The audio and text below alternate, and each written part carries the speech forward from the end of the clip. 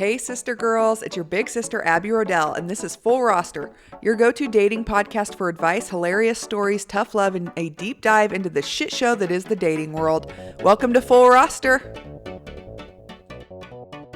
Hello, sister girls. Welcome to episode 3 of Full Roster.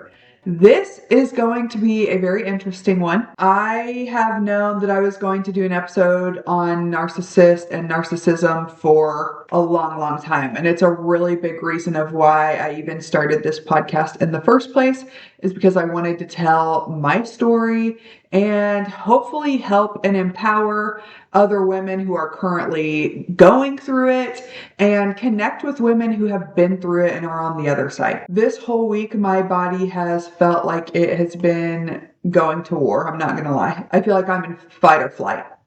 Talking about this because it's just not something that I've told many people about. And sometimes it's hard to talk about because it is very traumatic when you go through something like this. So luckily I'm not in luteal phase. Otherwise this could be a very different podcast.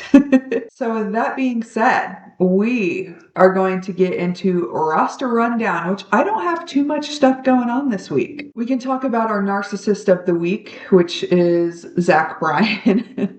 We talked about him literally in the last episode. He just got married and he also came out with an album. It seems that he is making references to Brianna Chicken Fry, who I brought up last episode, is his ex-girlfriend who went public with their entire breakup in their relationship and outed him as a narcissist and talked about all of the terrible shit. This one kills me to talk about, you guys. Christy Scott and Desmond Scott are getting a divorce, and I love them as a couple. They are content creators.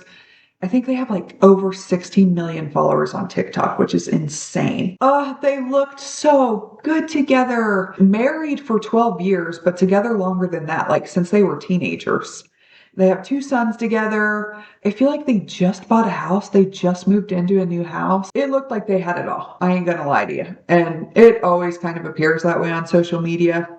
Obviously, it's not true. I always tell people don't trust a goddamn thing you see on social media because you're only seeing what people want you to see. Dang, this one hurts a little. I ain't gonna lie to you. She filed for divorce and it seems like it was because he cheated. He put out an apology saying that he fucked up and apologizes and yada yada yada. Man, that sucks. That sucks to hear. I really hate that because you have this opinion of this guy that he's this great guy, and then he goes out and cheats on this woman who you think is like the most beautiful woman on the planet, the funniest person you've ever seen. Like her personality's a 10, her looks a 10. She gave him children. This just shows you that you can literally give a man fucking everything and he will still go and cheat on your ass. It's him. Something's missing in his life. It has nothing to do with you. Nothing to do with you at all. Everything to do with him, but I just don't get it. I do not get it at all. They fell victim to that. That's a damn shame. Until I have sponsorships, here's a quick plug, sisters. If you're all about fashion, fitness, and lifestyle inspo, head over to my LTK. I'm dropping my favorite looks, workout must-haves, and items I use on the daily. The best part about it is you can shop everything in one place. Follow me at Abbey Rodell and get in on all of the looks I am serving. All right, sisters, welcome back. We are going to dive into the narcissism of it all. Before I tell you my story and everything, I'm going to give you a little stat that I find to be very interesting because there's nothing that sets me off faster than when somebody says, all women think that they've been with a narcissist. Every woman thinks that they've been with a narcissist. So let me fucking break something down for you. There are 3.78 billion men in the world. 7.7% of them have been diagnosed as narcissists. This doesn't even count the narcissists who have not gone to therapy, who have not been diagnosed. And I can tell you it's a lot more than that because narcissists do not believe that there's anything wrong with them. They think they are fucking perfect. So why would they go to therapy? So for the purposes of this statistic, we're going to round this up to 10%. So let's say there's 10% of men that are narcissists. That means there are 378 million narcissistic men in the world. There are 3.9 billion women in the world. So if you take 3.9 billion and you divide it by 378 million, you get 11. Under 11, it's like 10.3. So for every narcissist, he would have to be with 11 women in his lifetime for every woman in the world to have been with a narcissist. And that's really fucking easy to wrap your head around, considering my narcissist was dating 4 women at the same time that we knew of. And that was in a span of, let's call it 5 years. I believe that every woman will at some point in their life come in contact with a narcissist. The statistics are there. I just think that's fucking scary. Now, obviously, this is assuming that all of the men and women are straight, right? So I just made the assumption everybody is straight, all women and men are straight in this statistic. And that just blows my fucking mind, honestly. For every narcissist to touch every woman in the world, they would have to only date 11 women. And I guarantee they hit way more than that in their lifetime. I mean, that's fucking scary. That means some women are going to come in contact to a narcissist and date a narcissist more than once. This is the part that I've been really thinking about all week, is how to tell my story. I don't want to leave out any details, but goddamn, there's so many. And I just know that I will. So I'm just going to try to give you guys as much as I can in chronological order. I'm going to change all of the names of the people. He's got kids and stuff like that. And I don't want his kids or like his ex-wife or anything to get pulled into this shit. And I want them to have their privacy and live their lives. This is just my story. His name is going to be Dick for all intents and purposes of this podcast. And Dick and I met when we were in junior college, my sophomore year. I was playing basketball. He was playing football. He sought me out. I had a boyfriend at the time, and I was also not interested in getting to know anybody there because I knew I was only going to be there for a year. And I didn't care to get to know my teammates. I kept them at an arm's length. I didn't want to get to know anybody else. I did not give a shit about people there because I knew I was going to leave. Didn't care. He kept trying to talk to me and all this shit, and I just wasn't really having it. He was in my DMs at the time, wasn't giving it much thought, and like I said, I had a boyfriend, so eventually I dumped my boyfriend. That was probably the first few months that we started school, so I didn't have a boyfriend anymore. Dick kept pursuing me, kept sliding in the DMs. Eventually your girl gave in, unfortunately. Wouldn't this have been an amazing life if I wouldn't have caved into those messages? Was where I would be right now. So I let him in. I let him into my life and we started hanging out. And I've never had a chemistry like that with a person before. He was so fun and funny to be around. Our personalities were freaking perfect together. We had so much fun. We laughed 24/7. It was just amazing. We had so much fun. We were best buddies. It just was just a blast, really. That's the only way that I can describe it when we first started becoming cool. Not long after him and I started hanging out more, we were not even official by this point. I had a woman reach out to me, knowing now was dating him at the time, but she was from his hometown. And she messaged me and was just like, hey, are you talking with Nick? We're together, blah, blah, blah. And at the time, I kind of brushed it off because I didn't care. Him and I weren't anything really. We were just buddies. We were getting to know each other. And so I just found it really weird. And so I was just telling her nah, we're friends, it's not anything crazy. You don't have to worry about me type of thing. Well, obviously him and I got to know each other better. I started having mad feelings for this guy. Come to find out, she comes back into my inbox and is telling me again that they hooked up over Thanksgiving. They were together over Thanksgiving or Christmas, one or the two. That's when her and I started having beef. Now, keep in mind, I was 19 years old. Looking back, I wish that I would have believed her and told him to go fuck himself, but that's not how this story happens, does it? I got into fights with her on a regular basis through the DMs. I would bring up the messages to Dick, and he would tell me how crazy she is, that he used to date her. He hasn't talked to her in forever. He didn't see her over break. Yeah, telling me all the lies, telling me everything that would make me believe that he has nothing to do with her and that she's the crazy ex. So I'm really letting her have it. Like, we are fighting. It's like bad.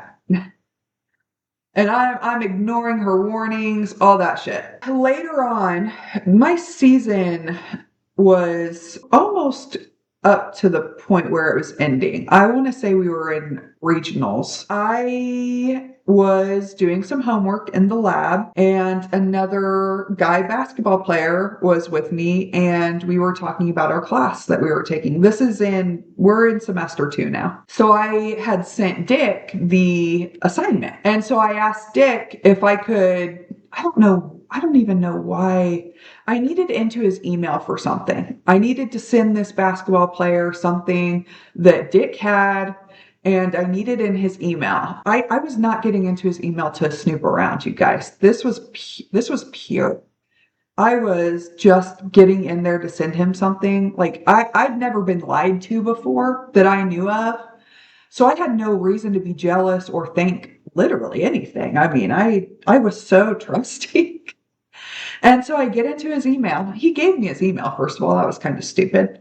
But anyway, he gave me his email, and I got into his email, and I find all of his Facebook messages that he is getting receipts from Facebook, from all of these messages that he is sending to women. And when I tell you that my fucking heart drops through my asshole, holy shit.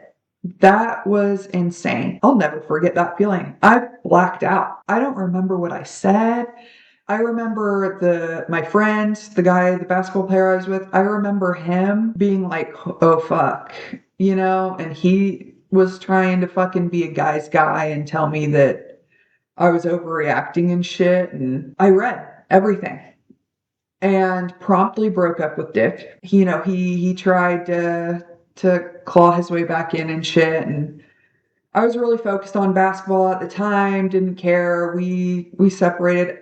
In semester 2, him and I set it up though so that we were taking a lot of the same classes. So going to class, I was working at 2 different labs in the college. So me being in the labs, and if he was ever in the lab, it was just so fucking awkward. I think that first week it happened, I avoided him like the plague. I don't think I showed up to my classes, which I don't know how I didn't get in trouble for that, because I know that they were doing class checks and shit. Who the hell knows? I also got really fantastic grades. So if they were class checking, I doubt that they were class checking me. But anyway, who knows? So yeah, I tried to stay away from him as much as possible. I was going real strong, you guys. Then our season ended. That was really fucking hard. Shortly after our season ended, I kind of came to the conclusion that I was done playing basketball in college. I did not want to play college ball anymore. I was exhausted. I hated it. I fell completely out of love with it.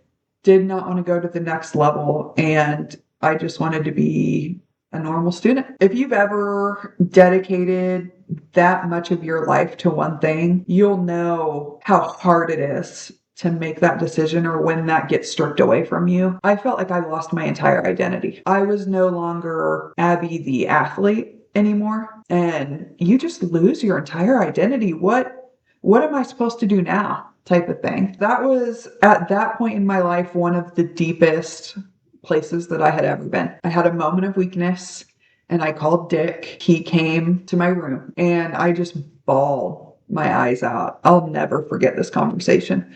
Bawled my eyes out to him about being done with basketball for good. And what am I going to do now? And who am I going to become? And just all the stress that comes with that. And I was just sobbing. And he just let me cry. And then the sobs that I was mourning basketball started becoming sobs where I was mourning him and our relationship. And I started asking him, why would you do that to me? So distraught and devastated. And he said he apologized profusely. It would never happen again. Giving me the whole spiel about how sorry he is, yada, yada, yada. Obviously, I believed him.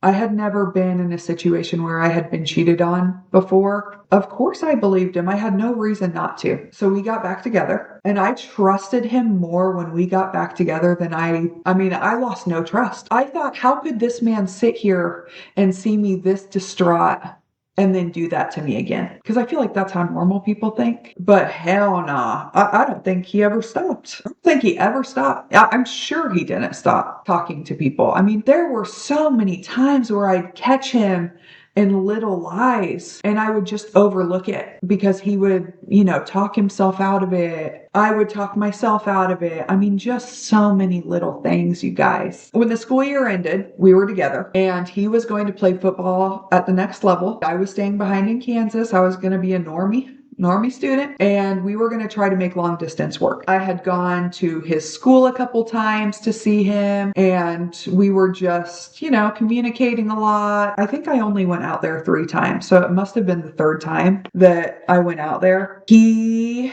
left his laptop, or I think it was my laptop, but he had signed in on his Facebook or something like that.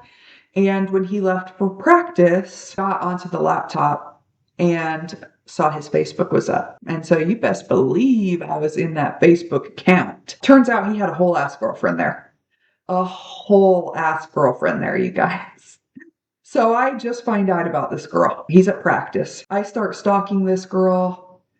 I remember thinking, even in my hurt, I remember thinking that, damn, if her and I weren't in this scenario and we were like on the same team or in the same circle of people, her and I could be really fucking good friends because I could just tell that her personality was great just based off of her Facebook and stuff like that.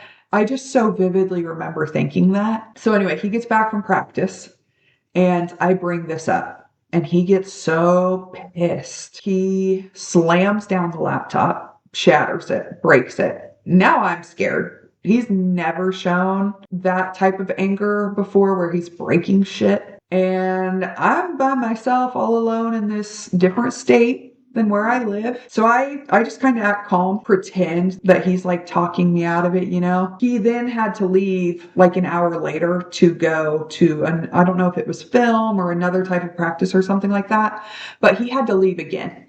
And he did not want to leave. He almost skipped it. And in my mind, I'm thinking, please don't skip it. You have to leave so I can get the fuck out of here. Luckily, he left, went to the practice or whatever it was, and I promptly packed my shit, got the fuck out of there. I found out that a gal that I played with my freshman year lived out there. And so I called her. Her and her brother came, picked me up. I stayed with her that night. Shout out to Whit. You saved my life that day. Seriously. Her and her brother picked me up. I went and stayed the night with them. Then they took me to the airport the next day. And I got the fuck out of there. Now, you're probably thinking this is where the story ends, right? I never talked to him again or anything like that. And I kept that promise to myself for 8 years. Only 8 years. And through that whole 8 years, I got married, he got married, but he reached out to me every 6 months on other people's accounts, on different phone numbers. I ignored him every single time. I never once spoke to him a single time after that encounter.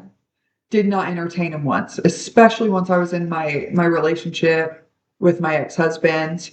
Never once returned a message, a phone call, or anything like that. Let him do his thing for 8 years. And it was like clockwork, man. Every 6 months or so, he would reach out to me. So fast forward to 2020, I tell my ex-husband that I want to separate. I want a divorce. So we're working our way through our separation. That was a whole process. And I don't want to speak much on that on this podcast because that's not what this episode is about. My ex-husband and I separate. Then August comes around. I am at I think it was my cousin's boyfriend's birthday party. And so I'm with my whole family and stuff. And we're having a great fucking time. Well, Dick reaches out to me again. And this time I feel a different way about it because, I'm going through a divorce now. And I'm at a low. I'm embarrassed that I'm going through divorce. So I'm at a low point. I don't answer his call, or I don't remember if it was call or text, but I don't answer him right away. And that night I called him. I called Dick. I caved in and I called him. And he didn't answer. I left him a voicemail. The next day, he texted me and we just kind of started talking from there. We were rekindling. Now, I know you're sitting there and you're like, girl, You are 30 years old. You are too fucking old to be letting a person like that back into your life. And I completely agree. At the time, though, I didn't know he was a narcissist. I just thought he was a liar and a cheater. And so my hackles were raised a little bit. I knew inviting him into my life could cause absolute disaster, but it was something that I was willing to do because I was still trying to find answers from him. I was still trying to figure out, does he actually love me as much as he said he did? You never forget how much fun you have with those people. Yeah, we start rekindling. I think the end of August, like 2 weeks later, he came to Omaha. We stayed the weekend together in Omaha. So much fun and great and wonderful. And he told me he was going through a divorce and I was going through a divorce. And I don't know why the fuck I believed him. He kept showing me this storage unit with all of his shit in it. And so I assumed that he was like working on moving out of their house. So that's what really got me believing, like, okay, like he's moving out. They are separated. So honestly, it was like kind of perfect, a perfect story for him. But I believed it. I believed he was getting a divorce. And I believed that this was like our time to shine. And we were going to give this one more shot to see if it was going to work or if it was going to burn the world down. That was 4 months of my life. And I can genuinely say that like my soul was on fire in those 4 months. I was having so much fun. We were traveling, just having a fucking blast together. And when you already have history with somebody, it's so easy to fall back into the habits and love that you had before. It just was so easy.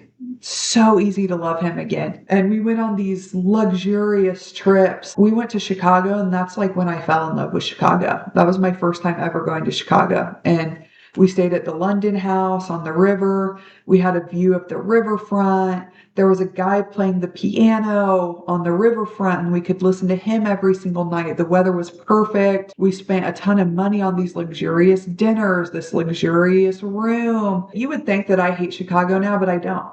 It's like one of the biggest reasons why I love Chicago so much. I just refuse to let him taint that trip for me. It was so amazing and so fun. And I've loved Chicago ever since. Fast forward to, let's see, when did I go out there? I went out to where he lived. We did not live in the same state. He lived in Ohio. I lived in Nebraska. I went out there for a week. We did not stay at his new place. We stayed in a hotel. You're probably wondering, didn't that raise some red flags that you never went to his house or anything like that? I did ask him about that. I asked about his house and stuff, but because he was going through a divorce, he was still staying at the house with his ex-wife and working on moving out. He was working on getting a place, didn't have his own place. So he was not about to take me to his house, where his ex-wife was staying. I completely understood that, completely agreed. He did take me to his work, took me all over his work. I mean, we went in, he introduced me to some people. So that's why I was like convinced, okay, he is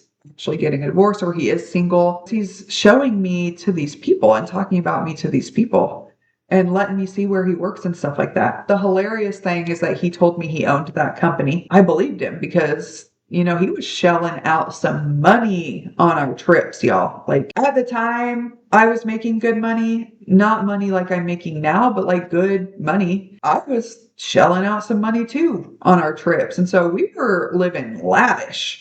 We were not skipping out on these vacations. So I believed that he had money saved up and that he was making great money because of the money that he was spending on these trips, buying airplane tickets to see each other once or twice a month. So I believed that shit. That trip, I was still sensing like there's something going on. I didn't know 100% what it was, couldn't put my finger on it. You just kind of start getting feelings, and I was definitely starting to get some feelings about it. So then in December, mid-December, he came to stay with me for a week. Part of his trip was that he was going to have to go to Lincoln for a day on business to meet with the people at Huddle because they were huge sponsors of the company that he owned. I didn't think anything of it. Yeah, go be a businessman. I'm all about that shit. I find that very attractive. I let him take my car so that he didn't have to rent a car. Let him take my car out to Lincoln for the day. He came back. Everything was fine. I took him to the airport the morning of December 13th.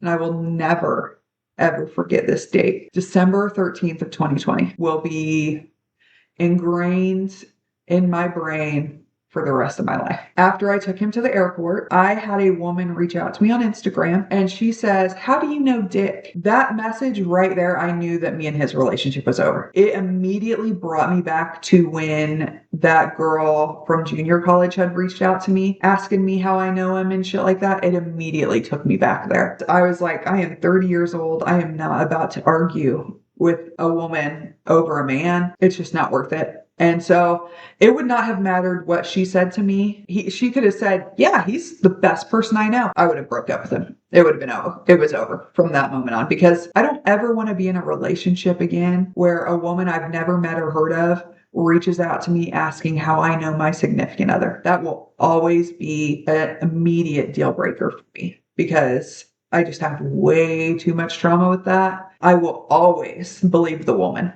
moving forward.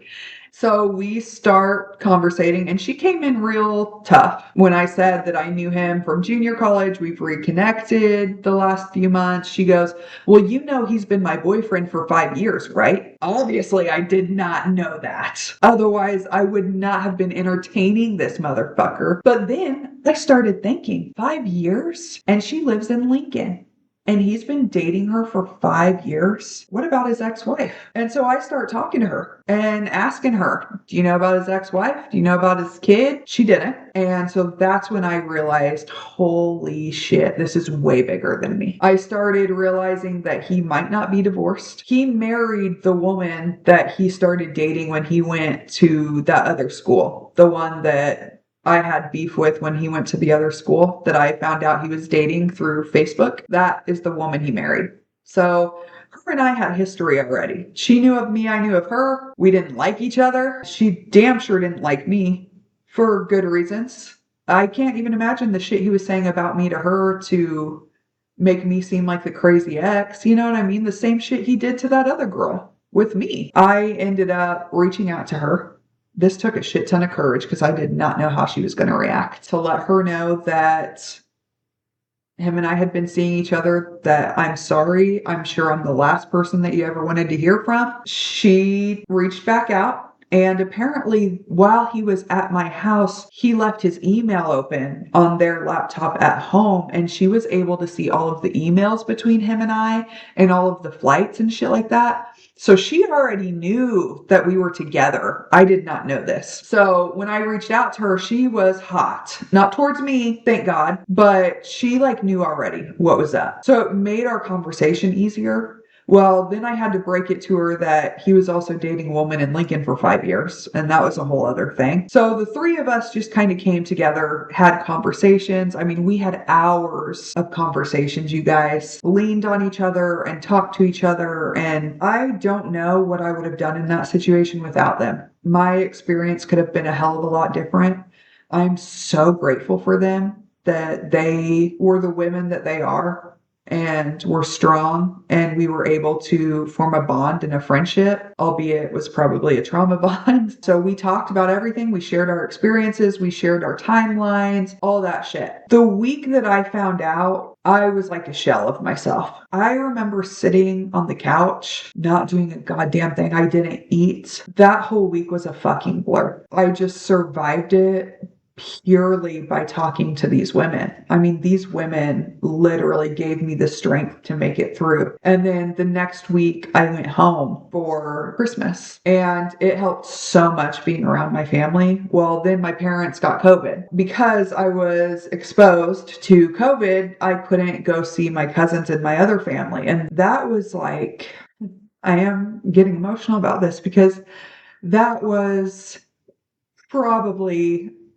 at that point in my life, the lowest that I have ever been. To be going through that and to not be able to lean on my family and to see my family. Oh, fuck, that was hard, you guys. I remember the day that my cousins had their Christmas, they did the COVID parades where you drove through kind of the neighborhood and honked and waved and stuff like that. They did that. I'm getting so emotional, but man, I was sobbing.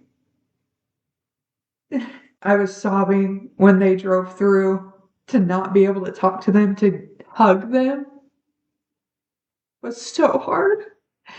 And they didn't really know the extent of what I was going through, but I still have the video of them driving through. I will keep that forever, forever and ever and ever, because that lifted my spirit so fucking much, them driving through like that. So I spent that week at my parents' house, just tried to move on. And well, during that week and then the next few months, me and his ex-wife were still talking. She found out that he had blocked, I think, 3 or 4 women on her Facebook, me being one. But then she got the names, so it must have been 3. She got the names of the other 2 and unblocked them. And we were talking about it, and she didn't really want to reach out. And so I said that I would.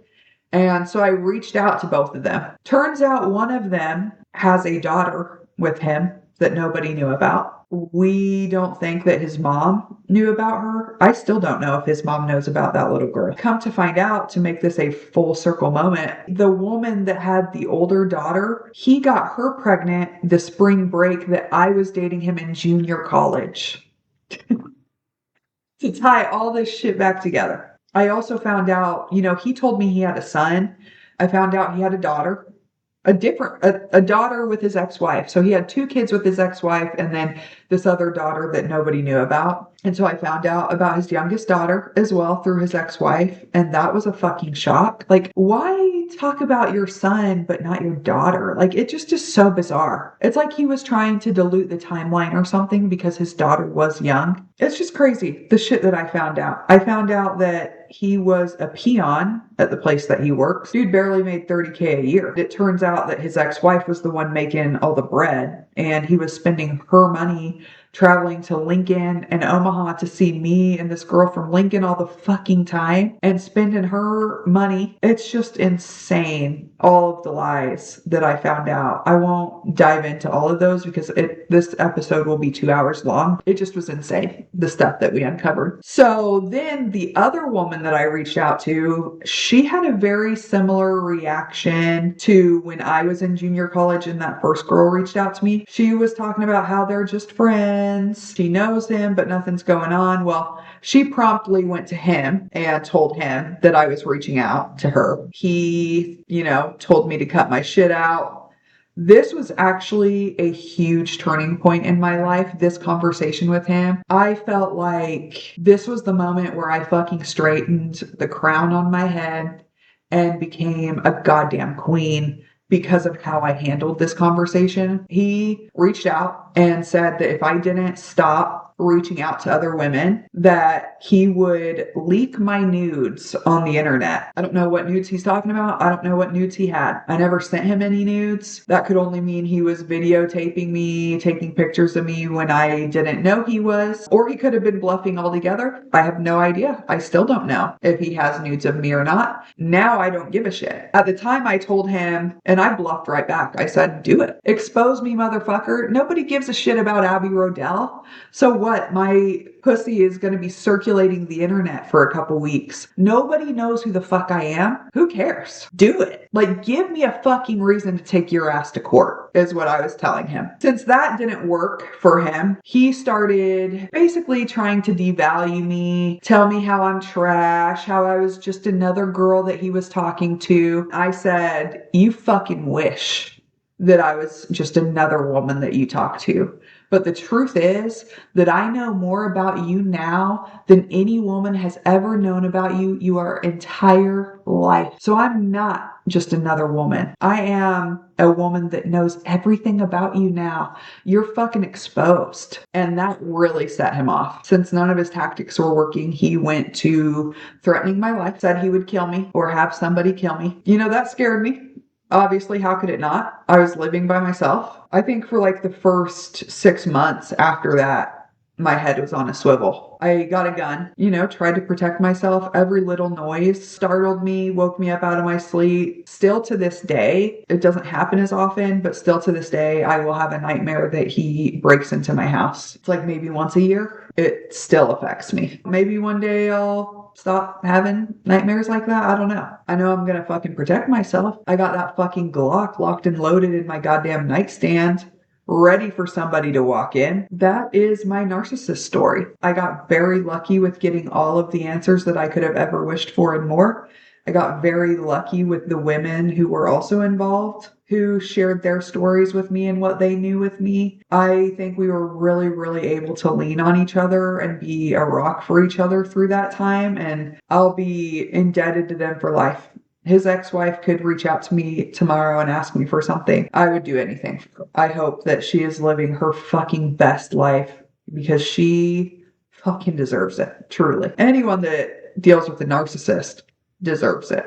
So now that I have shared my story with you, we're going to go over how to be able to tell if you're in an abusive, toxic, or narcissistic relationship with someone who is manipulating you. I'm kind of basing this on my experiences. I am not a therapist. I am not a specialist on narcissism. So I just want to give that caveat that I'm not a specialist by any means. These are things that I've gone through, things that I have learned through therapy, and so I am going to share them with you girls. You might be in a toxic relationship if you feel confused more than you feel safe. If you have conversations and you leave that conversation confused or thinking, what the fuck just happened? That's toxic. When you feel misunderstood and you cannot explain why. Sometimes you might find yourself agreeing or apologizing just to get out of the conversation and to get through the tension. You're constantly confused. Again, the confusion, that's like emotional chaos. That's a way that they are manipulating you. That's a way that they are controlling you. If you feel like you're walking on eggshells, oftentimes their mood will dictate the energy of the day. If they're in a really bad mood, it will offset the whole fucking day and make everybody else's day bad. You will feel responsible to keep the peace. That accountability is never on them. You will always be the one to try to de-escalate the arguments. They'll also make you feel like your needs are a burden. Like if you beg them for consistency, honesty, respect, they will make it seem like you are asking them to fucking give you the sun and the stars when you are asking for basic needs out of a relationship. These don't just go for dating somebody. All of these go for any relationship, friendships, family, anybody. This can be in any relationship that you're in. You might get really grand apologies or conversations where you feel like you've broken through to them, that they're understanding you, just for them to go back and repeat the same behavior that they had before. You'll find that you're taking all of the accountability and they take accountability for nothing. You'll start to doubt yourself. You'll start to think that you're too much. You're too sensitive. I just want you to remember that healthy love expands you. Toxic love shrinks you. When you start to feel like you're being shrunk, you will start to feel like you're doing too much, like you're asking for too much. That is not the case. That is unhealthy. Your boundaries will go ignored or even worse, punished. They will laugh that you've even tried to set boundaries. They will retaliate or withdraw affection from you because of these boundaries. And lastly, you might start justifying behavior that you would warn a girlfriend about. You'll start to say, well, he's just stressed out, or he's been through a lot, or his childhood was really hard. Whereas if your friend was going through the same exact thing, you'd be telling her all of the red flags that you're justifying. Now that you've acknowledged that you're in a toxic or narcissistic relationship, here is how to get out of there. Because acknowledging that you're even in one and going through a cycle is the first fucking thing that you have to do. So I'm going to kind of start telling you guys how to quietly start removing yourself from that relationship. You need to start writing down specific incidents or feelings that you had when the incident occurred. Date, times, all of that. Keep a journal. That way you can go back into it and relive those moments and know that it was real when they are trying to gaslight you and tell you that something different happens. Go back through your text messages, emails, everything like that. Anything that you have in writing, and if you can write something down right after it happens, it just helps you not become such a victim of the gaslighting. You need to stop oversharing your feelings with them. Stop oversharing what you're going through with them. Stop making yourself vulnerable to them, and stop seeking their approval. Once you stop seeking their approval and stop being vulnerable with them, they start to lose a little bit of power over you, because if you don't give a shit what they think about you anymore, they don't have that power over you to be able to hold that over your head. You need to respond to every slight comment or every argument with neutrality. Try not to respond, because narcissists, manipulators,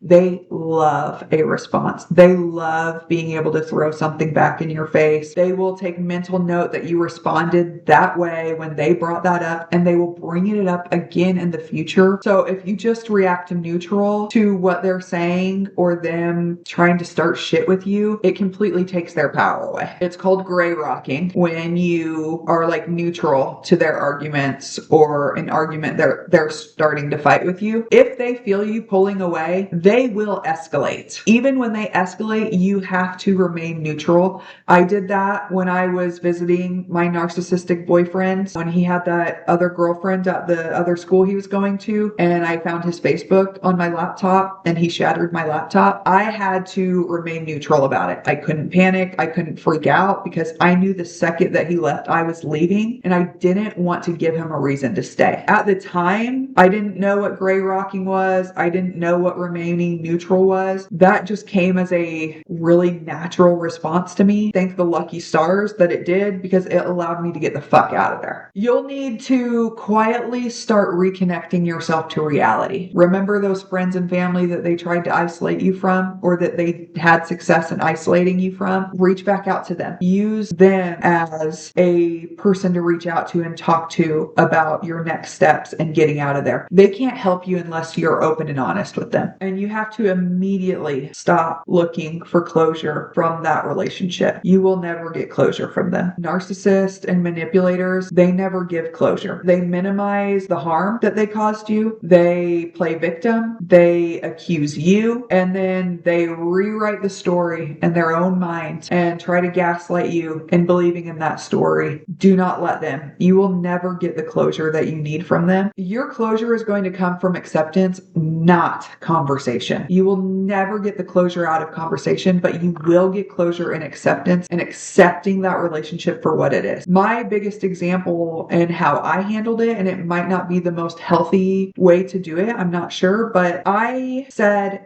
every single part of that relationship was fake. Every single thing he said to me was a lie. He loved me. That was a lie. He's incapable of loving people, which is true. Everything he said, he made me seem like the only girl in the world, that I was the coolest person on the planet, or I still think that I am the coolest person on the planet, but like in his eyes. And I had to tell myself that all of that was a lie. Everything, every part of that relationship was a lie. That was my way of accepting what had happened. That was my way of getting closure. I did not heal by getting him to understand me. If I wanted him to understand me and understand what he put me through, I would have never been able to move on, because narcissists will never understand the torment that they put somebody through, nor will they give a shit. I did not heal from him understanding me. I healed from me understanding him. And if you can understand the narcissistic tendencies, the personality disorder, and all of that, and how they act, and put those pieces together, I truly feel like then you will have all of the closure that you need. Do not tell him or her or whoever you're leaving, do not tell them that you are leaving. You need to quietly and strategically plan an exit. You need to know where you're going to stay. You need to have money set aside. You need to have all of the documents and paperwork. You need to figure figure out what the fuck you're going to pack as soon as they leave the house. And they're going to get the sense that you're leaving. They're going to feel that you're pulling away. Lala Kent said this best. She dated a narcissist. She said that when you're with them, you can't get them to stay home with you. But the second that you're starting to leave, you can't get them to leave you alone. And that is so fucking true. The second that they feel like you're pulling away or that you're leaving, they are going to be on you like flies on shit, and they're not going to let you go. So you have to get your shit together and plan as soon as they leave you alone, you're getting the fuck out of there. At this point, you should have reached out to the people who they isolated you from and reach out to them and tell them that you left, and either go to them or go to the place that you're staying. At this point, you need to immediately go no contact. This is by far the hardest part of leaving a narcissist because they're not going to let you go easy. They are going to try to find you. They are going, even if you block them, they are going to make different accounts, new phone numbers, use other people's phones, everything to try to get to you. They're going to try to tell you that you're overreacting, that they'll change, that you're punishing them by putting distance between you guys. Distance is not punishment. It is medicine for you, and it is the first part in healing yourself. Now, once you leave, here's what you can expect. They will apologize for things, but not name the behavior. So they'll just apologize, but they're not going to apologize for specific behavior. They're going to make promises with zero actions. They're going to be playing the victim. They're going to suddenly want to start going to therapy. You've probably begged them to go to therapy your entire relationship. They're going to agree to go to therapy now. They are going to want to go to church or have a newfound relationship with Christ or what other higher power that they believe in. They are going to claim that they are more self-aware of their actions. It's all bullshit to try to get you back. You're going to have a lot of grief, and it's really important that you don't romanticize it. You're going to think nonstop about the potential, about how great the relationship was. You're going to question things. What was real? What was fake? You're just going to question it all. You're going to be so confused. How could they do this to you? It is so important that you don't romanticize that and just take it for what it is. You'll miss the version of yourself that you were when you first met them. I can attest to that wholeheartedly because I still think about that. I still think about the woman that I was before I met Dick and how trusting I was. It really saddens me that I will never, ever, ever in my life be able to fully trust another person again. That I will never be able to fully trust a man again, which is not fair to any man that I bring in my life. It has affected my relationships. It has affected how I love people. I really do my best to trust them. And obviously I've worked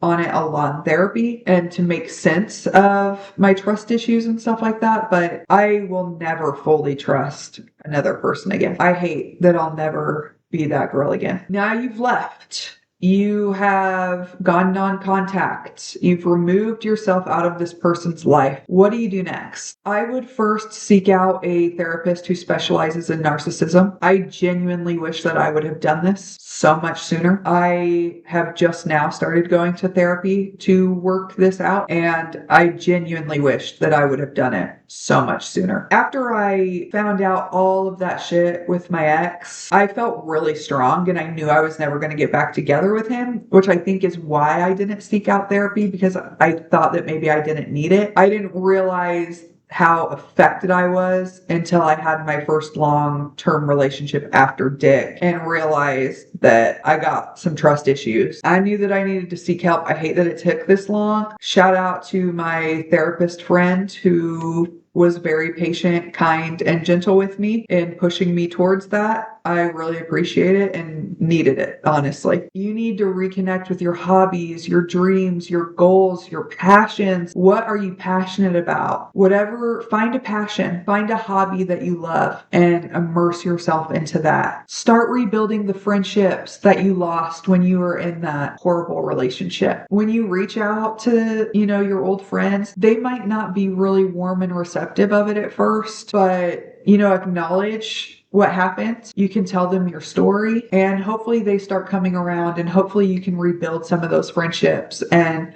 start getting a circle of friends back that you can trust. Lastly, you need to learn the red flags. I did so much research on narcissism, read so many papers. I mean, hours and hours of research so that I could learn what the red flags are, so that I could learn how the relationships are, so I could see the manipulation as it was happening. And I think that is the key to prevent something like this from happening again. Is knowledge is power, and without the knowledge, you could fall right back into something again and become a victim of it. And so I would strongly suggest protecting yourself by learning about manipulation tactics and all that stuff, so that if you do find yourself in a situation like that again, it is easier for you to acknowledge it and not become immersed in it so easily. Hey sisters, before we wrap up with our last segment, if you want even more behind the scenes, daily vibes, and want to get to know me on a more personal level, make sure you follow me on Instagram, Facebook, and TikTok at Abbey Rodell. That's ABBEYROEDEL. I share everything from fashion, fitness, and lifestyle to funny or frustrating personal moments. I'd love to see you there. Slide into my DMs and say hi.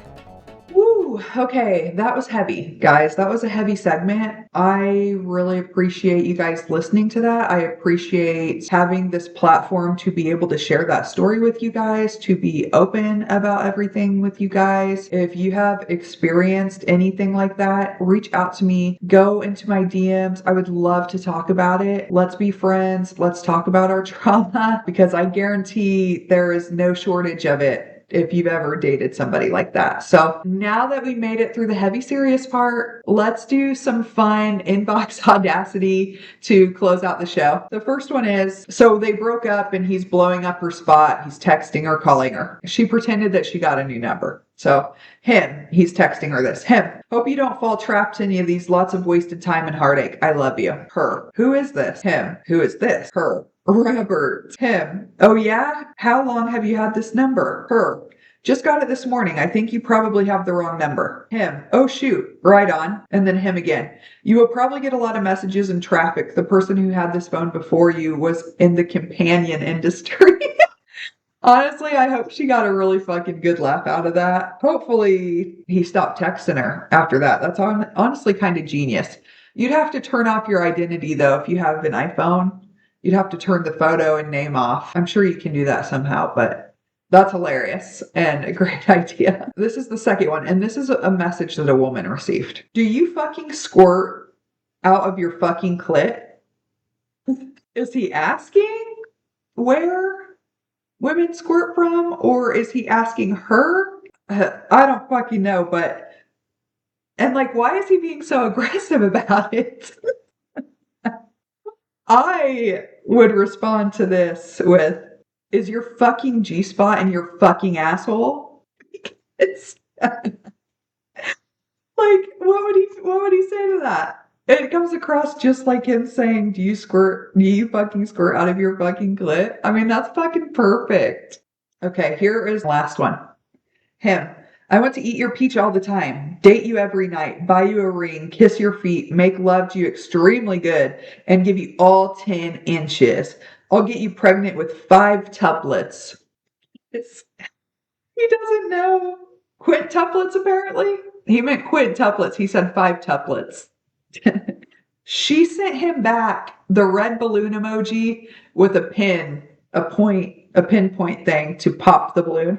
If you guys don't know what that is, I think there's a show, and it's a dating show where they come out and the contestants are holding a red balloon. And if the person comes out and they're not interested in the person, they date the balloon, and the balloons are red. And so she sent him that as if she was popping her balloon. That's fucking killer. What a killer response. I'm saving that.